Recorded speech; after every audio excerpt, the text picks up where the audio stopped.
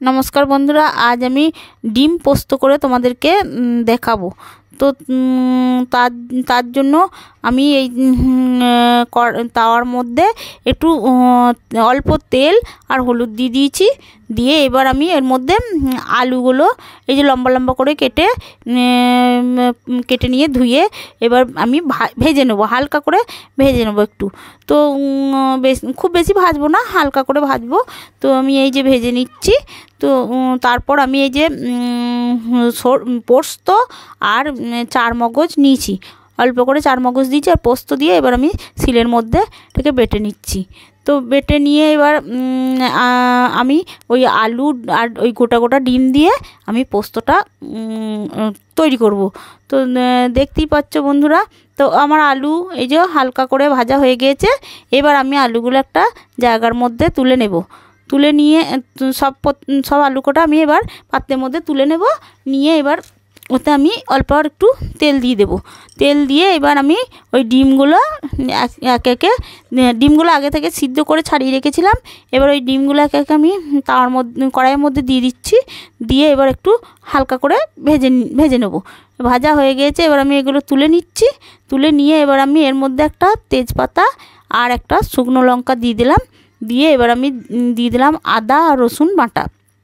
আদা রসুন বাটা দিয়ে একটু সামান্য একটু জল দিয়ে দিলাম। দিয়ে এটা একটু ভালো করে কষিয়ে নেব, মানে যতক্ষণ না গন্ধটা যাচ্ছে। তারপরে আমি ওই ভেজে রাখা আলুগুলো সব দিয়ে দিলাম। দিয়ে এবার একটু আমি ভালো করে আলুটাকেও কষিয়ে নেব। আর দিয়ে দেবো কাঁচা লঙ্কা চেরা। দিয়ে এবার ভালো করে একটু কষিয়ে নিয়ে এবার আমি ওটাকে আবার একটু পরিমাণ স্বাদ মতো নুনটা দিয়ে দেব।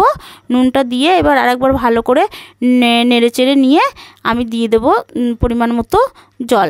আপনারা যেরকম মানে ঝোল ঝোল খেতে চাইবেন দেবেন। আমি অল্প করে জল দিয়েছি। দিয়ে এবার ঢাকা দিয়ে দিয়েছি।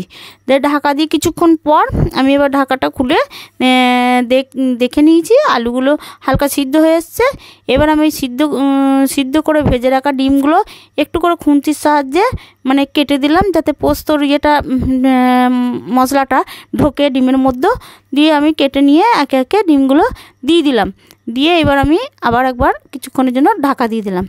এবার ঢাকা খুলে এবার আমি দেখব আমার এই যে ফুটে গেছে।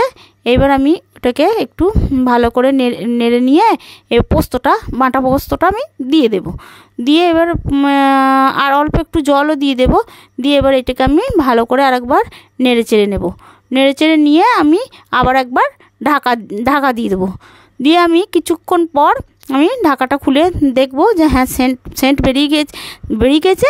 আমার এই রান্নাটাও তখন রেডি হয়ে গেছে।